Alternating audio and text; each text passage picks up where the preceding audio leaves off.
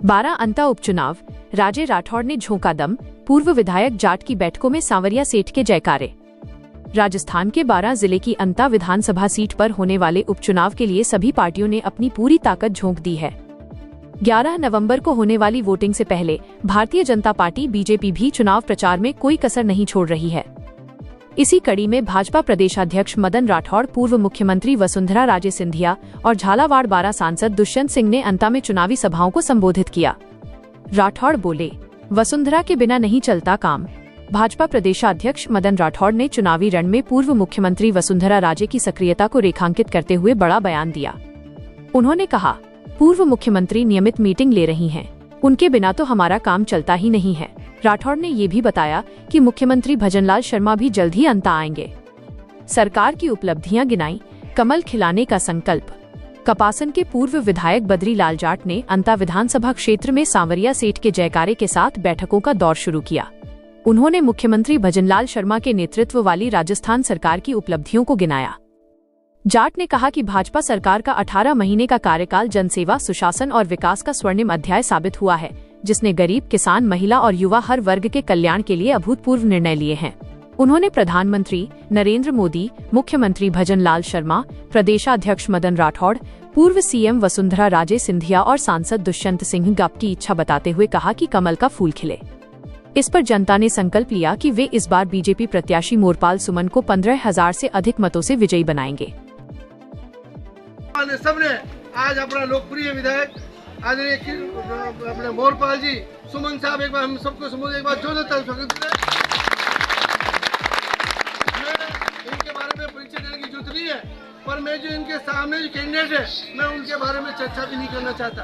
एक तरफ पूरा भ्रष्टाचार का रावण है और निश्चित रूप से जिनके सैकड़ों मुकदमे हैं, जेल जाना तय है, और केवल ये 10 और 11 तारीख की बात डाल रहे हैं।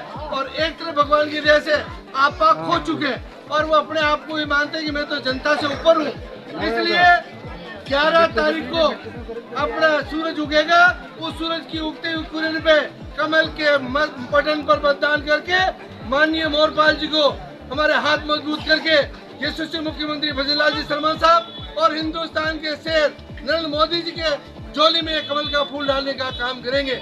माननीय मोरपाल जी के जीतने से आपके जो क्षेत्र में समस्याएं है, चाहे सड़क की हो, चाहे बिजली की हो, चाहे पेयजल की हो, चाहे कृषि विभाग की हो, चाहे विद्यालय की, सारी समस्याओं का हल एक कमल का फूल निश्चित रूप से निदान करने का काम करेगा। मैं मोरपाल जी से विशेष आग्रह करूंगा, एक किसान का बेटा होने के नाते, कि आपको भगवान की दया से चेहरे पर मुस्कुराहट रखते हुए ये 10 और 11 दिन की तपस्या है। यह आपकी 10 और 11 दिन की तपस्या इस क्षेत्र के लिए एक भगवान की तरह सुनहरा अवसर देने का काम करेगी। आपके माध्यम से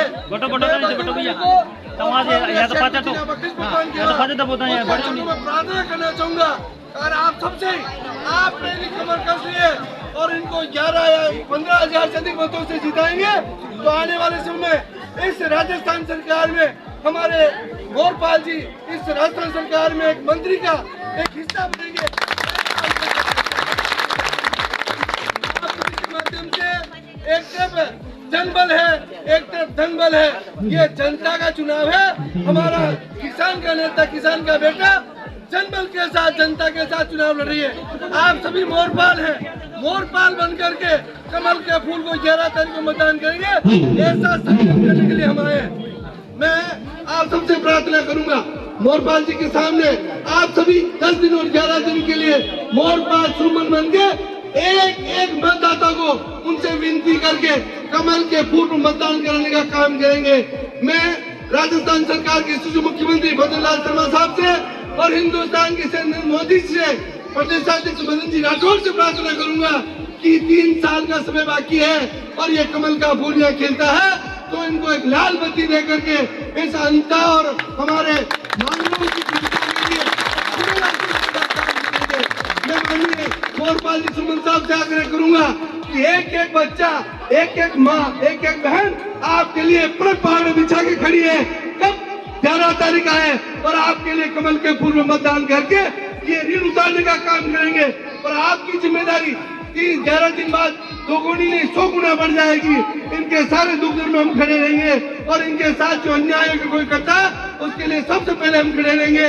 मैं पुणे बस सांवरिया सेठ की मैं माननीय सुमन साहब से प्रार्थना करूंगा कि 14 तारीख को विजयश्री होने के बाद हम 14 तारीख को दीपावली मनाने का काम करेंगे। असली दीपावली 14 तारीख को मनाएंगे और सांवरिया सेठ को आपसे प्रार्थना करूंगा सुमन साहब 10,000, 15,000, 20,000 जितनी जनता को ला सके सारी व्यवस्था भोजन व्यवस्था में करने का काम करूंगा।